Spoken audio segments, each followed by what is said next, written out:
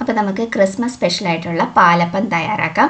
അതിനായിട്ട് ഞാനിവിടെ 2 കപ്പ് പച്ചരി 4 മണിക്കൂർ കുതിർത്ത് വെച്ചിരിക്കുകയാണ്. ഞാനിതിപ്പം 2 ബാച്ചായിട്ടാണ് അരച്ചെടുക്കുന്നത്, ഒരുമിച്ച് അരച്ചെടുക്കാൻ പറ്റത്തില്ല. അപ്പോൾ പകുതി മിക്സിയുടെ ജാറിലേക്ക് ഇട്ട് കൊടുത്തിട്ടുണ്ട്. ഇനി നമുക്ക് 1/2 കപ്പ് ചോറാണ് വേണ്ടത്. അതിൽ പകുതി ഇപ്പം ചേർത്ത് കൊടുക്കാം, ബാക്കി പകുതി അടുത്ത ബാച്ച് അരയ്ക്കുമ്പോൾ ചേർത്ത് കൊടുക്കാം.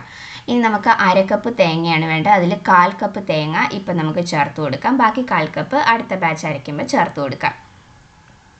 ഇനി ഇതിലേക്ക് 1 കപ്പ് വെള്ളമാണ് മൊത്തത്തിൽ വേണ്ടത്. അതിൽ 1/2 കപ്പ് വെള്ളം നമുക്കിപ്പോൾ ചേർത്ത് കൊടുക്കാം. ഇനി നന്നായിട്ട് അരച്ചെടുത്ത് കൊണ്ടുവരാം. അപ്പോൾ ദാ അരച്ചെടുത്ത മാവ് നമുക്കൊരു പാത്രത്തിലേക്ക് ഒഴിച്ചു കൊടുക്കാം. ഇനി അടുത്ത ബാച്ച് കൂടെ അരച്ചെടുക്കാം. അതേപോലെ ബാക്കിയുള്ള റൈസ് ചേർത്ത് കൊടുത്തിട്ടുണ്ട്, ചോറ് ചേർത്ത് കൊടുക്കാം, ബാക്കി 1/4 കപ്പ് തേങ്ങ ചേർത്ത് കൊടുക്കാം.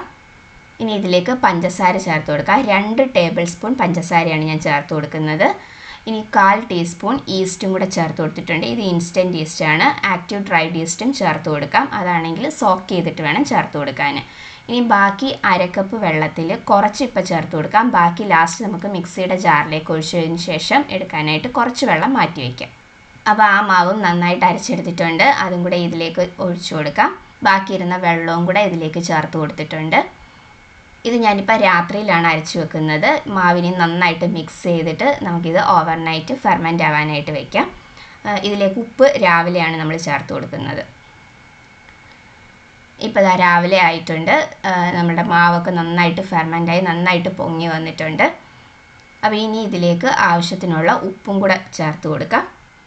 ഉപ്പും കൂടെ ചേർത്ത് നന്നായിട്ടെല്ലാം ഒന്ന് മിക്സ് ചെയ്തെടുക്കാം. ഇനി നല്ല ചൂടായ ഒരു അപ്പച്ചട്ടിയിലേക്ക് മാവ് കൊഴിയൊഴിച്ച് ചുറ്റിച്ച് ഇതേപോലെ നന്നായിട്ട് അപ്പം ഉണ്ടാക്കിയെടുക്കാം. നല്ല സോഫ്റ്റായിട്ടുള്ള നല്ല പഞ്ഞി പോലെയുള്ള അപ്പമാണ്. എല്ലാവരും ഒന്ന് തയ്യാറാക്കി നോക്കണം. അപ്പത്തിൻ്റെ കൂടെ കോമ്പിനേഷനായിട്ടുള്ള ചിക്കൻ സ്റ്റൂവിൻ്റെയും മട്ടൺ സ്റ്റൂവിൻ്റെയും വീഡിയോ ഞാൻ നേരത്തെ ചാനലിൽ ഇട്ടിട്ടുണ്ട്, ലിങ്ക് കൊടുത്തേക്കാം. അപ്പം ഈ രീതിയിൽ അപ്പം ഉണ്ടാക്കി നോക്കിയിട്ടില്ലാത്തവർ ഇതുപോലെ ഒന്ന് ട്രൈ ചെയ്ത് നോക്കണം. ഇന്ന് ഞാൻ അപ്പത്തിൻ്റെ കൂടെ മുട്ടക്കറിയാണ് തയ്യാറാക്കിയിരിക്കുന്നത്.